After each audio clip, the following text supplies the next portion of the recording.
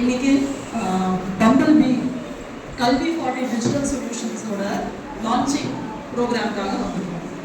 இதில் வந்து திரு பிரேம்குமார் அவர்களையும்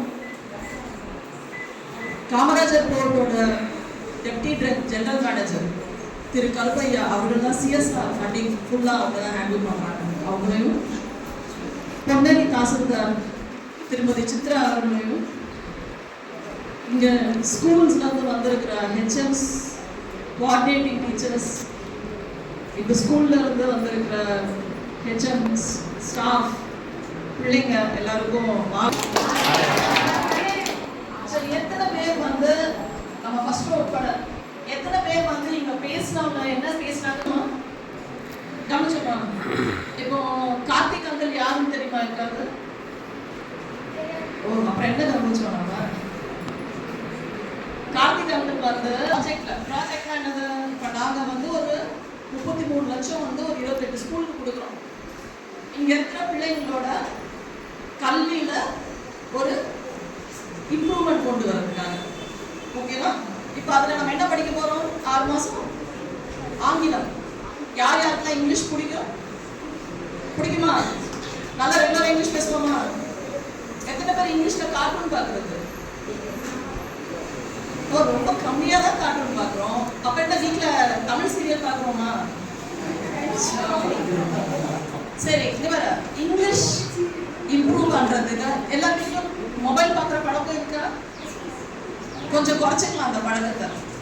ஆனால் மொபைல் பார்த்தாலும் இங்கிலீஷில் கார்ட்டூன் பார்க்கலாம். ஏன்னா உங்களோட ஆங்கில திறமையை வந்து அது வளர்க்கும். புரியுதுங்களா? இப்போ அடுத்த 6 மாதம் வந்து ஒன்று இங்கிலீஷ் படிக்க போகிறோம், 2வது நிறைய விஷயங்கள் போட்டிருக்காங்க. எனக்கே பார்க்க கொஞ்சம் ஆசையாக தான் இருந்தது. என்னெல்லாம் போட்டிருக்காங்க தெரியுமா? கிரியேட்டிவ் ஆர்ட், கதை சொல்றது பிடிக்குமா? எஸ். ஸோ ஸ்டோரி டெல்லிங் பற்றி சொல்லியிருக்காங்க. Songs and rhymes. Songs and ரைம்ஸ்னா என்ன? இங்கிலீஷ் பாட்டு, poem, very good. Drawing, painting, drama, இதெல்லாம் நம்ம பண்ணியிருக்கோமா போன வருஷம் ஸ்கூலில்? பண்ணியிருக்கோம் இல்லையா? ஸோ அடுத்த 6 மாதம் நம்மளோட கல்வி எப்படி இருக்க போகுதுன்னா இந்த பேட்டர்ன்ல தான் இருக்குது. இங்கே வந்திருக்கிற டீச்சர்ஸ் கிட்ட என்னோட ரிக்வெஸ்ட் வந்து, இந்த ஏஜ்ல இருக்கிற குழந்தைங்களை மோல்டு நீங்கள் பண்ணிட்டீங்கன்னா அந்த குழந்தைங்களுக்கு நீங்கள் வந்து ஒரு ஃபவுண்டேஷன் கொடுத்துட்டீங்கன்னு அர்த்தம். இப்போ ஒரு டீச்சர் வந்து ரொம்ப அருமையாக சொன்னாங்க, தன்னுடைய கிளாஸ்ல இருக்கிற பிள்ளைக்கு என்ன சொல்லி கொடுக்குறாங்களோ அதே இதை தன்னுடைய வீட்டில் இருக்கிற பிள்ளைக்கும் சொல்லி கொடுக்குறாங்க. இந்த ஏஜ் தான் பிள்ளைங்களோட ஃபவுண்டேஷன் கொடுக்குற ஏஜ். ஒரு 6th standard 7th standard 8th ஸ்டாண்டர்ட்குள்ள அந்த குழந்தைக்கு அந்த ஃபவுண்டேஷனை கொடுத்துட்டோம்னா 9th 10th 11th 12th பற்றி நம்ம ரொம்ப ஸ்ட்ரெஸ் எடுத்துக்க வேண்டிய அவசியம் இல்லை.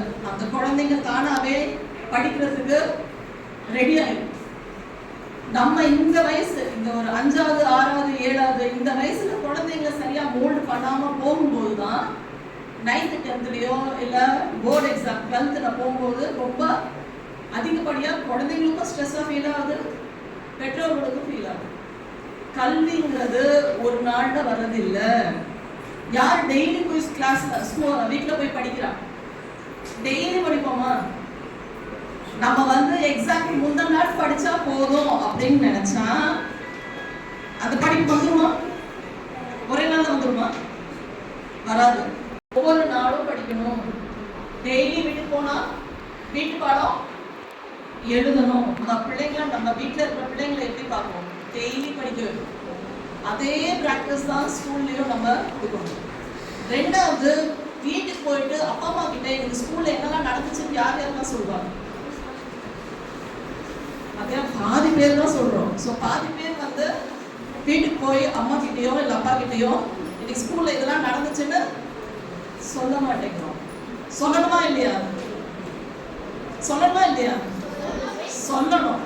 வீட்டுக்கு போனா இன்னைக்கு எங்க மேடம் இது சொல்லி கொடுத்தாங்க, எங்க சார் இது சொல்லி கொடுத்தாங்க அப்படின்னு சொல்லி அம்மா வேலை செஞ்சுட்டு இருந்தா கூட கூட நின்று அம்மா கிட்ட என்ன பண்ணணும்?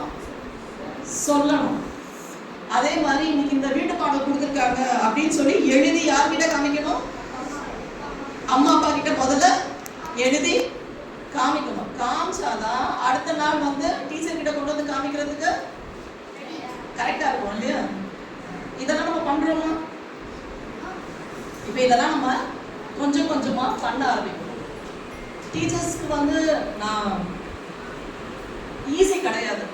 நீங்க கையில எடுத்துருக்கிற வேலை வந்து உங்களுக்கு ரொம்ப ஈஸி கிடையாது. ஆனா நீங்க எவ்வளவுக்கு எவ்வளவு சந்தோஷமா செய்றீங்களோ அவ்வளோக்கு அவ்வளோ உங்களுக்கு வந்து அந்த இம்ப்ரூவ்மெண்ட் உடனுக்குடனே கண் முன்னாடி தெரியும். அந்த எஃபர்ட் தான், எல்லாமே எஃபர்ட் தான். பம்பிள் பியை வந்து ஆக்சுவலாக டிவி கொடுத்தது வந்து நாங்கள் இல்லை, ஃபர்ஸ்ட் அதை சொல்லிடுறேன். இன்னொரு போர்ட் இருக்கு, சென்னை போர்ட்டுன்னு சொல்லி. ரெண்டும் என்ன சொல்றது, ரிலேட்டட் ஆர்கனைசேஷன்ஸ் தான். நாங்களும் அவங்க வந்து ஒருத்தருக்கு ஒருத்தர் ஏதோ ஒரு வகையில் முறை இருக்குன்னு வச்சுக்கோங்களேன். ஸோ சென்னை போர்ட் வந்து கொடுத்துருக்காங்க. அந்த கண்டினியூட்டியில இருந்து இந்த வருஷம் நாங்கள் சரி அடுத்த ஸ்டெப் வந்து போன வருஷம் டிவி கொடுத்தோம், இந்த வருஷம் குவாலிட்டி ஆஃப் டீச்சிங் இம்ப்ரூவ் பண்ண முடியுமா, அந்த கான்செப்டில் தான் இந்த ப்ராஜெக்ட் வந்து ஸ்பான்சர் பண்ணுறோம். பம்பிள் பி பற்றி ஜென்ரலாகவே ஃபீட்பேக் ரொம்ப நல்லா இருக்குது. ஸோ அவங்களுக்கு நாங்கள் கொடுக்கும்போது திரு பிரேம்குமார் அவங்களோட டீமோட பேசும்போது இதுதான் பேசணும். முதல்ல ஒரு பேஸ் லைன் பண்ணுவோம், அது ஒரு டெஸ்ட் இருக்கும். 6 மாதம் கழிச்சு திருப்பி ஒரு டெஸ்ட் இருக்கும். அந்த டெஸ்ட்டில் நமக்கு இம்ப்ரூவ்மெண்ட் தெரியணுங்க அப்படின்னு சொல்லி அவங்களோட கமிட்மெண்ட்டோட தான் இதை நாங்கள் ஸ்பான்சரிங் பண்ணிட்டு இருக்கோம். அந்த கமிட்மெண்ட் உங்கள் சைட்லையும் இருக்குது. ஏன்னா அது வெறும் திரு பிரேம்குமாரோ இல்லை அவங்களோட சென்ட்ரல் டீமோ மட்டும் பண்ண முடியாது. ஒவ்வொரு ஸ்கூலில் இருக்கிற ஹெச்எம், அவங்களுக்கு அடியில் இருக்கிற government teachers plus bumble bee மூலமா ஸ்பான்சர் ஆகி போகிற அந்த ஒரு கோஆர்டினேட்டர், எல்லாருடைய எஃபர்ட்டும் அதில் இருக்குது. அது கண்டிப்பாக நீங்கள் நல்லா அற்புதமாக பண்ணி கொடுப்பீங்கன்ற நம்பிக்கை இருக்குது. அண்ட் நாங்கள் பேசிகிட்டு இருந்தோம், ஜனவரியில் வந்து ரிப்பப்ளிக் டே கோர்ட்டுக்குள்ள ஃபங்க்ஷன் வைப்போம். நாங்கள் யாராவது கோர்ட் பார்த்துருக்கீங்களா? சரி, என்னோட கோர்ட்டுன்னு ஒன்று இருக்குது தெரியுமா? ஞாபகம் வச்சுக்கணும். ஏன்னா நீங்கள் நல்லா பர்ஃபார்ம் பண்ணீங்கன்னா ஜனவரியில் ரிப்பப்ளிக் டேக்கு கோர்ட்டுக்குள்ள பர்ஃபார்மன்ஸ்க்கு வரலாம். சரிங்களா? அதே மாதிரி ஸ்கூல் ஹெச்எம் கொஞ்சம் பெரிய பிள்ளைங்களா நீங்கள் வந்து போர்ட் விசிட் கூட்டிகிட்டு வந்து துறைமுகம் காமிக்கணும் அப்படின்னா கூட அந்த போர்ட் விசிட் வந்து நீங்கள் பம்பிள் பி கூடயும் கோஆர்டினேட் பண்ணி கொடுங்க, நாங்கள் பண்ணி கொடுக்கலாம். அது பண்ணலாம். ஸோ போர்ட் பார்க்கணும், கப்பல் பார்க்கணும், ஆக்சுவலாக வந்து கார்கோ எப்படி கொண்டு வந்து இறக்குமதி பண்ணுறாங்க ஏற்றுமதி பண்ணுறாங்க அப்படின்னு பார்க்கணும்னு நினச்சிங்கன்னா எங்கே வரலாம் பார்க்கறதுக்கு? எந்த துறைமுகம்? அந்த பேர் ஞாபகம். சரிங்களா? யாராவது இங்கேருந்து அப்பாவோ அம்மாவோ இல்லை தெரிஞ்சவங்களோ காமராஜர் துறைமுகத்தில் வேலை செய்கிறாங்களோ?